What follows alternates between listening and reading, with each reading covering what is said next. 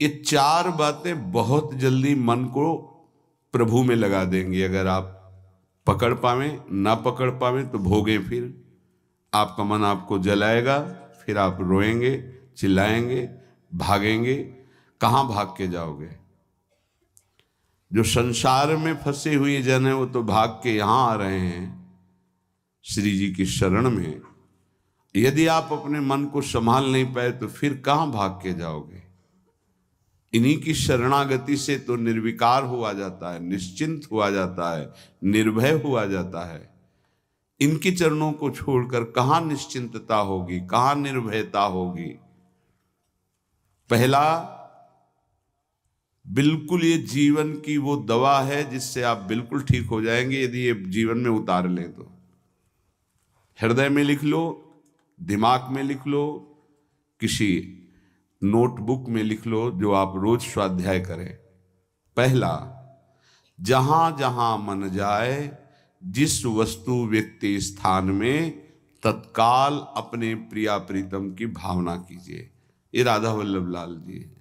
क्योंकि ये व्यक्ति पहले भी नहीं था, बाद में भी नहीं रहेगा। बीच में जो व्यक्ति दिखाई दे रहा है, ये व्यक्ति नहीं, मेरे प्रभु है। वस्तु नहीं, मेरे प्रभु हैं। ये स्त्री नहीं, ये प्रभु हैं। ये पुरुष नहीं, ये प्रभु है। ये पापी नहीं, ये प्रभु हैं। ये महात्मा नहीं, ये प्रभु हैं। मान लो, सवाल हल हो जाएगा। दूसरा, जहां जहां मन जाए वहां वहां मिथ्यात्व भाव करके, ये सब माया का विलास, राधा वल्लभ श्री हरिवंश, राधा वल्लभ। और मन का एक स्वभाव है, जहां हम परिचय उसका ये जान जाते हैं स्वभाव का, तो हम उससे शासन में ले लेते हैं। लोग परिचय नहीं जानते हैं। जो ही आप जानेंगे ये भागाते हुए आ जाएगा। इसको सेकंड में भी कम समय में अधीन किया जा सकता है, और पूरा जन्म लग जाएगा फिर भी अधीन नहीं कर पाओगे। बात को समझिए। ये एक सेकंड में विश्व ब्रह्मांड में कहीं भी यदि इसका परिचय है वो तत्काल पहुंच जाएगा। वायु भी इसके समान वेगवान नहीं है मन। अगर अमेरिका गए हैं, आपने वो दृश्य देखा है, कोई एरिया, महल, घर, जो भी, एक सेकंड के कम हिस्से में वो पहुंच जाएगा। ऐसे मन को प्रभु में लगाने के लिए जहां मन जाए, और जाना कि गया, इतना सावधान साधक होना। गया वो तत्काल आ जाएगा, उसको बुलाना नहीं पड़ेगा, वो तत्काल लग जाएगा। राधा वल्लभ श्री हरिवंश, राधा वल्लभ श्री हरिवंश, राधा वल्लभ। हो सकता है 5 बार न कह पाओ, फिर भाग जाए, फिर उसे लाना है। इसे कहते हैं अभ्यास योग। अभ्यास योग युक्तेन चेतसा नान्यगामिना। एक दिन ऐसा आएगा नान्यगामिना, ये जाएगा ही नहीं, ये नहीं जाएगा। फिर दिव्य शाश्वत परम पुरुष की प्राप्ति इसी से हो जाएगी। तीसरा, हमारे मन में जो सही स्फुरणाएं हो रहे हैं उसका सपोर्ट जरूरी है। विरोध विरोध से ही मन केवल काबू में नहीं होता है, सपोर्ट जरूरी है। अब सपोर्ट शब्द से कितना मन प्रसन्न हो रहा है, हर्षित हो रहा है, उस बात का सपोर्ट जो गुरुवाणी, शास्त्र, संत जनों की वाणी, उसके अनुकूल वो बोल रहा है। चलो आज हम तुम्हारी बात पूर्ण कर देते हैं। वो कहता है मुझे आज मीठा खाने की बहुत इच्छा है। ठीक है, हम श्री जी को भोग पधराते हैं, नाम कीर्तन करते हैं, आचमन कराते हैं, फिर उसको पा लेते हैं। बिल्कुल वो आपको भजन में विरोधी भाव नहीं पैदा करेगा। कहीं कहीं मन को सपोर्ट करना है, वो कहीं कहीं शास्त्र सम्मत गुरु आज्ञा के अंतर्गत सपोर्ट जरूरी है, जरूरी है। बिल्कुल विश्वास मानिए, ये 4 बातें जो बता रहे हैं ये जीवन की धरोहर है जो आपको दे रहे हैं।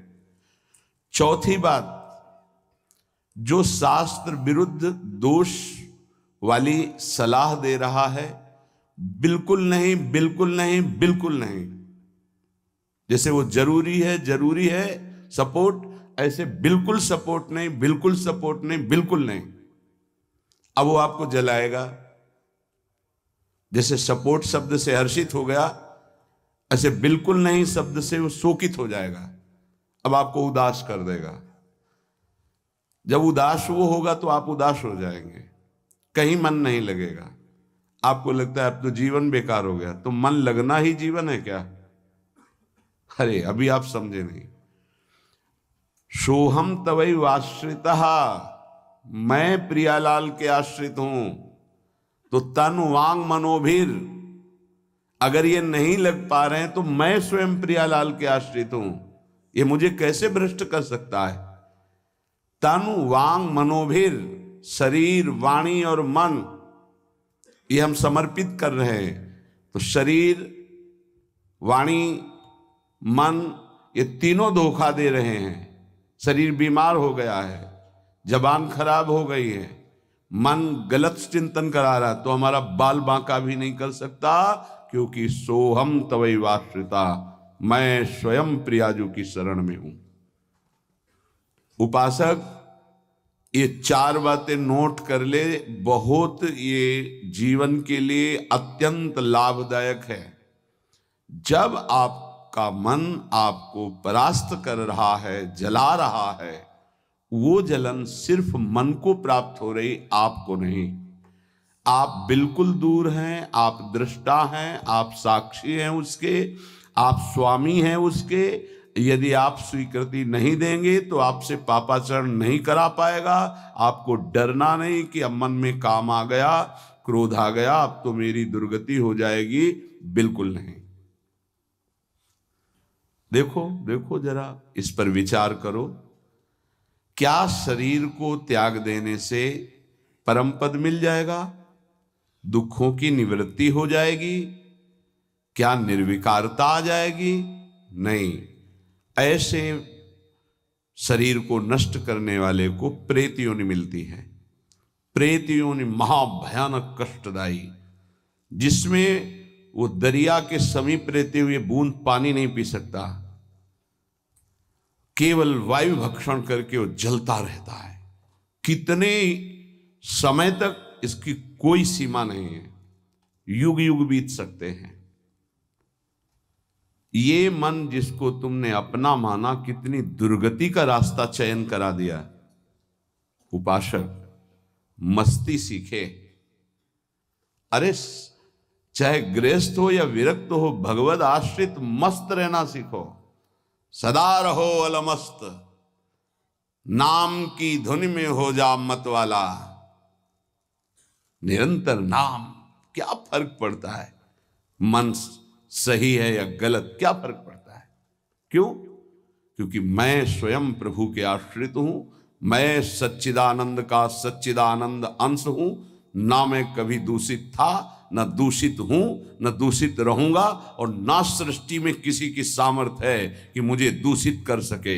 इंद्रियां दूषित हो सकती हैं, मन दूषित हो सकता है, क्रिया दूषित हो सकती है। अब हम प्रभु के बल से इन इंद्रिय, मन और शरीर के दोषों का नाश करूंगा, ना कि इनके अनुसार चलूंगा। ये उपासक का स्वरूप है।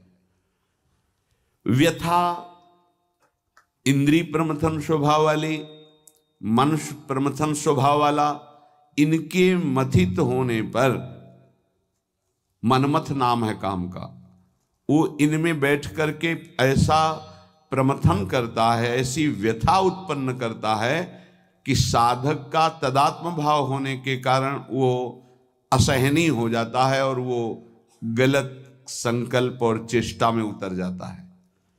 इसी को सह गया सो महापुरुष। यम ही न व्यथयन्ते ते पुरुषम पुरुषर्षभ।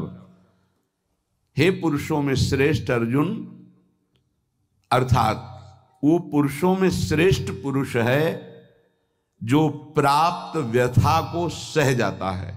इंद्रिय मन के द्वारा विकारात्मक पीड़ा को बिना किसी से राग द्वेष किए चुपचाप सह गया।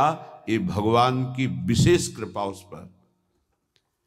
हमारा मन क्या बुद्धि के साथ सोचवाता है कि जब हमें जो काम सताया, लोभ मोह ममता जो भी, हमें वो तत्काल मिल गया और हम शांत हो गए तो सौभाग्य समझते हैं। दुर्भाग्य है उस उपासक का जो चाहे और उसको प्राप्त हो जाए दुर्भाग्य है उसका। सौभाग्यशाली वो है जो चाहे और ना मिले और जलता हुआ सह गया, उसे वो चीज मिलेगी जो त्रिभुवन में किसी को किसी साधना से नहीं मिलती।